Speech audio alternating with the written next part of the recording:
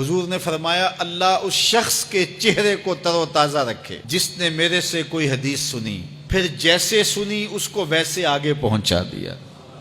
اور آقا کریم نے فرمایا بعض اوقات سنانے والا اس پر اتنا پہنچ کے عمل نہیں کرتا جتنا پھر سننے والا اس کے اوپر عامل ہو جاتا ہے۔ تو جب حضور نے دعا دی ہے کہ اللہ اس شخص کے چہرے کو تر و تازہ رکھے جس نے میری حدیث کو، میرے فرمان کو سنا اور ایسے ہی آگے پہنچا دیا، تو پھر موت کی سختیاں بھی اس کے چہرے کی تر و تازگی ختم نہیں کر سکتی، پھر قبر کے لمحے بھی اس کے چہرے کی تر و تازگی کو ختم نہیں کر سکتے۔ حشر کے دن لوگوں کے چہرے مرجھائے ہوں گے، جس کو رسول اللہ کی دعا ہے اس کا چہرہ اس دن بھی تر و تازہ ہو۔ تو حضور علیہ الصلوۃ والسلام کے فرامین کو سننا، دیکھیے جو تفصیلی علوم ہیں ان کو حاصل کرنا، سیکھنا، یہ ہر ایک کے لیے فرض نہیں ہے، لیکن جو ضروریات دین ہیں ان کو سیکھنا یہ فرض عین ہے، یہ ہر ایک کے اوپر فرض ہے۔ اگر کوئی نہیں سیکھتا تو وہ گناہ گار ہے، اور اس میں نماز کے مسائل ہیں، روزے کے مسائل ہیں، حج کے مسائل ہیں، زکوٰۃ کے مسائل ہیں، اگر کاروبار کرتا ہے تو بیع و شراء کے مسائل ہیں، اور کفر اسلام کی ضروری باتیں ہیں کہ کفر کیا ہے، اسلام کیا ہے۔ تو یہ ساری ضروری چیزیں جو ہیں ایمانیات سے جو تعلق رکھتی ہیں، ان کا سیکھنا جو ہے ضروری علوم کا، یہ ہر ایک کے اوپر فرض ہے۔ تو اس لیے آپ لوگ اپنا وقت کچھ نکال کر کے جو ہے وہ اس کے لیے صرف کریں، اور ضروریات دین سیکھنے کے لیے کچھ فرصت کے لمحے نکالیں۔ لوگ کتنے طویل ڈپلومے کرتے ہیں، کاروبار سیکھتے ہیں، کن علوم میں مہارت ہے جو ہمارے لیے بالکل غیر ضروری ہے۔ کسی نوجوان کے پاس بیٹھ جاؤ نا تو وہ تمہیں بتائے گا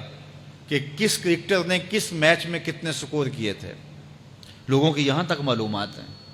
اور وہ 15 سال پرانا میچ ہے، اس کے اندر کس نے کتنے آؤٹ کیے تھے، کتنی وکٹیں لی تھیں، کتنے جو ہے وہ اس نے سکور کیے تھے، اور اس کی پوری زندگی کے سکور کتنے ہیں، کیسی کیلکولیشن ہے، اور کس قدر لوگوں کا پکا حساب ہے۔ یہ وہ چیز ہے جس کا نہ دنیا میں فائدہ نہ آخرت میں فائدہ، لیکن دلچسپی ہے نا، جس چیز سے دلچسپی ہو تو وہ چیز خود بخود ازبر ہوتی چلی جاتی ہے۔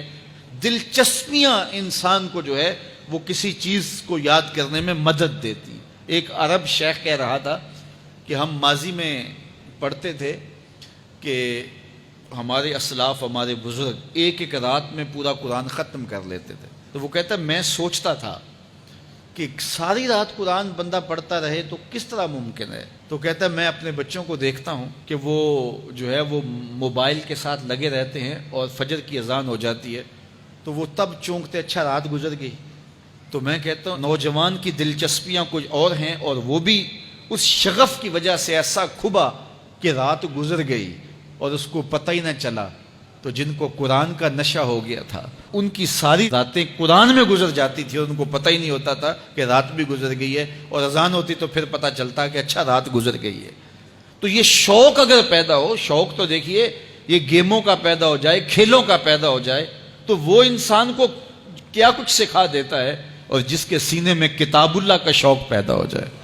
تو پھر کیوں نہ اس کے سینے کے اندر جو ہے وہ طلب کتاب اللہ کی تلاوت کی پیدا ہوگی۔ تو اپنے سینوں میں علم حاصل کرنے کا شوق پیدا کرو، علم سیکھو، اپنی نسلوں کو سکھاؤ، اپنی اولادوں کو دین سکھاؤ، اپنی اولادوں کو نماز کا خوگر اور عادی بناؤ، ان کو کھینچ کے نماز کی طرف لے جاؤ،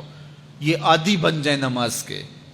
تاکہ بعد از انتقال دعاؤں کے سلسلے جاری رہیں۔